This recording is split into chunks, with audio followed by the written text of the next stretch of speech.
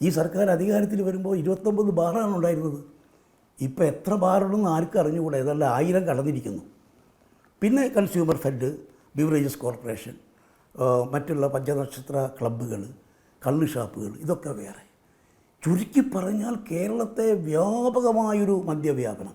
അപ്പോൾ ഈ മദ്യവ്യാപനം മാത്രമല്ല, മയക്കുമരുന്നിൻ്റെ ഉപയോഗം ഇവർ പറഞ്ഞിരുന്നൊരു വാദഗതി ഉണ്ടായിരുന്നു.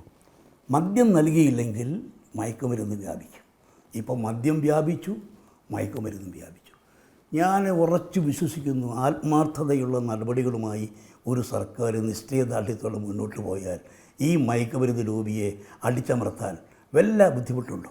ഈ 30 രൂപയുടെ വാറ്റ് ഉപയോഗിക്കാൻ കഴിയാതിരുന്ന ഒരാൾ കുറച്ചും കൂടെ എളുപ്പത്തിൽ മയക്കുമരുന്നിലേക്ക് പോകാനുള്ള ഒരു സാധ്യതയില്ല. ഇല്ലെങ്കിൽ പെട്ടെന്ന് ഈ ഒരു കാലഘട്ടത്തിൽ ഇതെങ്ങനെ വ്യാപിച്ചു? വ്യാപിക്കും വേറൊന്നുമല്ല. ഇതാകുമ്പോൾ നല്ല ലോബിയുണ്ട്. മയക്കുമരുന്ന് എന്ന് പറയുമ്പോൾ ഇൻ്റർനാഷണൽ ലോബിയാണ്. അവരുടേതായിട്ടുള്ള അത് ഇൻ്റർനാഷണൽ ലോബിയുടെ ഒരു വലിയൊരു സ്ട്രാറ്റജിയാണ് ഈ സംഭവം. അപ്പോൾ അവരുടെ ശ്രമങ്ങളുണ്ടാവും. പിന്നെ കേരളത്തിലൊരു തടസ്സം ഒന്നും ചെയ്യും. ഞാൻ ചൂടെ എക്സൈസ് ഡിപ്പാർട്ട്മെൻറ്റ്, നമ്മുടെ എക്സൈസ് ഡിപ്പാർട്ട്മെൻറ്റ് തന്നെയാണ് വിമുക്തി എന്ന് പറയുന്നത് കൊണ്ടു നടക്കുന്നത്. മദ്യം വ്യാപിപ്പിക്കുന്നവർ വിമുക്തി കൊണ്ടുവന്നിട്ട് വല്ല കാര്യമുണ്ടോ? ചുരുങ്ങിയത് ആരോഗ്യവകുപ്പിനെങ്കിലും ഏൽപ്പിക്കണ്ടേ, അല്ലെങ്കിൽ വിദ്യാഭ്യാസ വകുപ്പിനെ ഏൽപ്പിക്കണ്ടേ? ഇത് എക്സൈസുകാർ തന്നെ മദ്യം വ്യാപിപ്പിക്കുന്നവരും അതിൻ്റെ നടപടികളുമായി മുന്നോട്ട് പോകുന്നവർ അവർ തന്നെ വിമുക്തിയുമായി മുന്നോട്ട് പോകുക. അപ്പോൾ ഇതൊരു പാഴ്വേലയാണ്. സർക്കാർ ആത്മാർത്ഥതയുള്ളൊരു സർക്കാരാണെങ്കിൽ ഒരു സംശയം വേണ്ട. ഞാൻ ചോദിച്ചു, ഇപ്പോൾ മയക്കുമരുന്നിനെതിരെ സ്ട്രോങ് നടപടി വരുന്നുണ്ടല്ലോ. ഈ നടപടി എന്തുകൊണ്ട് നേരത്തെ ആയിക്കൂടാ? അപ്പോൾ ഇപ്പോൾ ശക്തമായി ജനാഭിപ്രായം ഉയർന്നു വന്നു.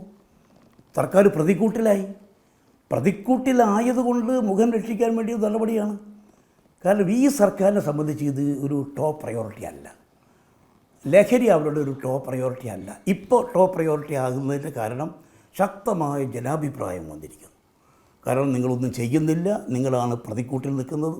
ആ സാഹചര്യം വന്നപ്പോഴാണ് അതിനെ പ്രതിരോധിക്കാൻ വേണ്ടി ഇപ്പോൾ ലഹരി പിടുത്തം സ്ട്രോങ് ആയിട്ട് വന്നിട്ടുണ്ട്.